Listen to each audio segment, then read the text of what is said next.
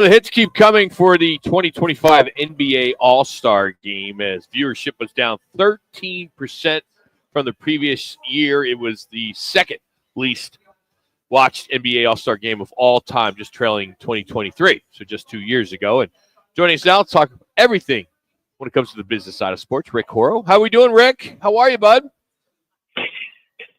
Better than the NBA All-Star Game. But listen, that everybody, it's a work in progress. It's a tinkering kind of thing. You got to do something really good with the mid-season classic in whatever sport you're in. I remember talking to some baseball people about the kind of anniversary of that great, quote, tie game that led to you got to play for something. And they tinkered with it. The NFL almost eliminated the Pro Bowl entirely, and then they reformatted it. Some good, some bad. I think the NHL, when you think of what's happening tonight, has come out swinging with a midseason classic that is of the ages. It's brilliant, and I guess you could do some of the same kind of stuff with the basketball format, but it's going to take a lot of work. Can the suits in New York for the NBA say, all right, you had a weather-delayed Daytona 500, you had the highly, highly anticipated Saturday Night Live 50th anniversary special. Can you put all that in a blender and try to make a case that maybe the ratings weren't as bad as they are, reported now? Yeah, the unfortunate thing about it is Paul McCartney can't sing anymore, right? Yeah, true. Did you watch the show? Yes. Yeah, Yes. True. Hey, I want to make sure I'm vertical at 86. Yep. So I probably shouldn't have said that. But obviously the point is right that this is a diluted evening and a diluted day. But the rain delayed Daytona 500 was 10 hours that was compacted into like 30 seconds of half a lap. So you can read excuses about it. The whole idea of the game itself, unless the format is somewhat changed, it's not successful. But this wasn't unsuccessful for lack of creatively trying. First to 40, and then you play another one, and so hopefully there will be continued tinkering until they arrive at something that people will like. And then the other side, talking about tonight's Four Nations face-off, you talk about the TV numbers in your newsletter just off the charts. How is this contrived? Who went to Gary Bettman? Who laid this out to replace the All-Star game with this kind of competition? Because they knocked this one out of the park. Yeah, it's a combination. They have some very creative people. Bill Daly, the number 2 guy, is wonderful. Gary isn't a tyrant. He listens to everybody, and he's really, really good at not demanding and listening. And he's got a lot of marketing people, including, Marty Walsh, if you remember. He was the mayor of Boston. He was Secretary of Labor, big hockey fan, big Bruin fan, and now he's the head of the Players Association. So I think there were a lot of people there who wanted to get something done creatively, and you can kind of tell that when you really work together, here's what happens. And what kind of financial consideration? I didn't see it for the winning team with this. The dollars? Yeah, as far as the players, if the winners, losers. $9 million. Oh no, that's for the Tomorrow Golf League. A hot dog. Oh no, that's for the Pro Bowl. I don't know the numbers. Yeah, I don't either. I haven't seen that anywhere. I haven't either. Yeah, I haven't seen that anywhere. I mean, I know the motivations to beat the opposing country, that type of thing, but I'm sure there's got to be some motivation there. And maybe, hey, the NBA takes a page from sitting down with some of the powers to be, how this was laid out. Yeah, and I guess one of the issues is, when we every time we have an Olympic game, the U.S. team now takes it a little more seriously, and they win the gold. But that U.S.-France game last summer was amazing, and Steph Curry on the basketball side. And if you have enough players, you don't need a lot from each country. I know the U.S. would win as far as depth is concerned, but there's enough raw material there in basketball to make this work. Can you put a number on it yet? How much Brady and Matthew Tkachuk are now going to make and become, because they're certainly going to be Are they the new Kelseys? marketable players in the NHL. Yeah, maybe, but poor Sam Reinhart. I mean, he's a buddy. All of these guys in South Florida. I mean, these are teammates that they pummel each other. So it's not as if they're deciding to hate each other all the time. It's not a show either.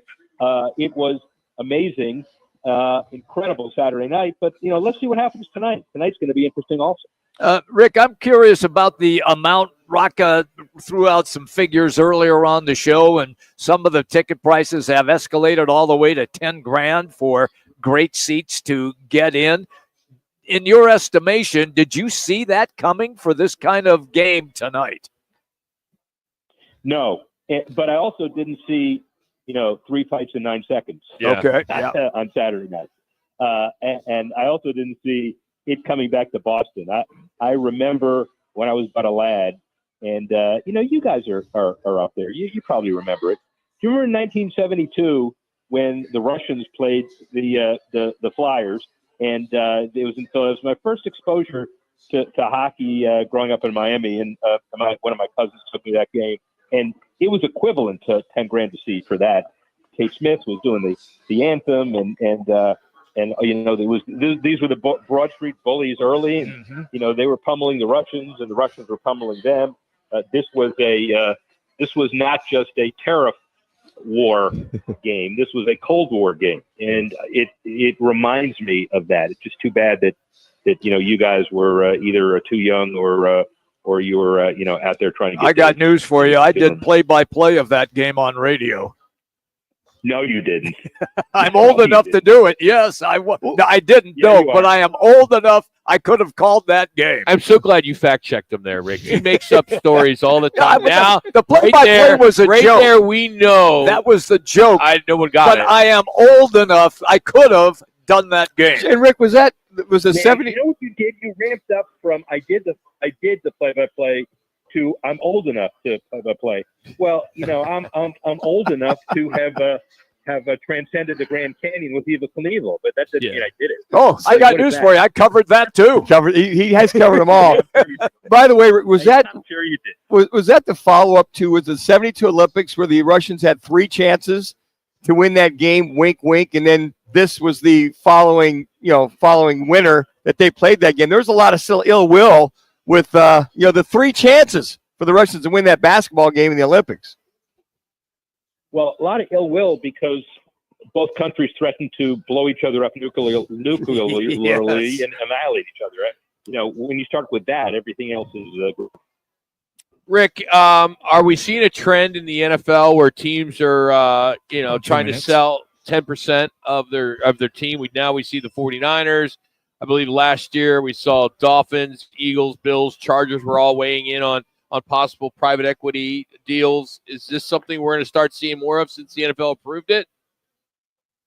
Yeah, it's interesting. Someone this morning asked me, a KNBR person said, the Giants want to sell 10% too. So is it a San Francisco thing? No, it's a limited partner thing where if what did George Steinbrenner say? Or somebody said about George Steinbrenner, there's nothing more limited than being a limited partner of his or Jerry Jones. And, if you're gonna ask for a $9 billion valuation, and even 10%, that's getting up there nearly $1 billion just to be a limited partner. So it's not for everybody, but especially with these hedge funds and equity. About a minute left. You now have the ability to go where leagues were running into walls because there just aren't that many, $100 billion billionaires that are out there that are sports fans who want to own a team. But now you have the ability to do that. And Rick, my last question, Rob Manfred said nothing to see here with the Dodgers spending in the offseason. There's no cap, all the above. Who is doing the complaining? And do you ever see anything to where there might be a cap or more control over the spending in the offseason by baseball, or in this case, the LA Dodgers? Well, there's nothing to see here because it is transparent. Doesn't mean it's great, but the Charter Communications deal with the Dodgers gives them more money than anybody's ever had in baseball before. And since there's no sharing of the local revenue that comes either on the SNY or the New York side or the LA side or Chicago or anybody else, that's basically found money and free money, and it's found its way to the players. And guess what? The Dodgers and Yankees were in the series. I mean, not surprised. But it doesn't mean that it's never going to be competitive. Baseball, for some reason, has been really good at having new World Series participants every year. So what it does prove is, and there's not going to be a salary cap. There's a lot of conversation about it, but there's not going to be one. But it does prove that money doesn't always buy happiness. But you'd rather have money than not have money, right? Yes. Rick, last one today. Because of the President of the United States, he got the PGA Tour and the Live Saudi Arabia guys together, and I believe they're still meeting as we speak to try to figure out some type of way to get a merger here, some kind of agreement. Do you expect that to happen?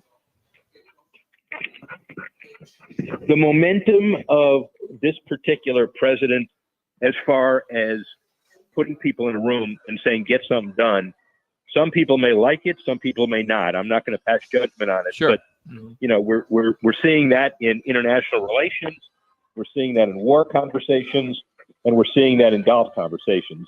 And momentum is an interesting thing. If you lock people in a room and say, I'm not sure what the right answer is, but we all better figure it out. So there's something going on. And by the way, just like kart and IndyCar years ago, right? The whole idea of open wheel racing, it was terrible when people were fighting, and all of a sudden they get back together.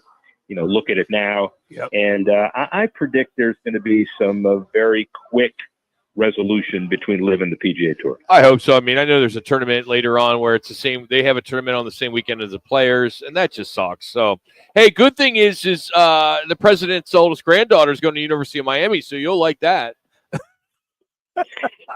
By the way, she's a great golfer. Yeah. And it is fun to kind of watch some of that.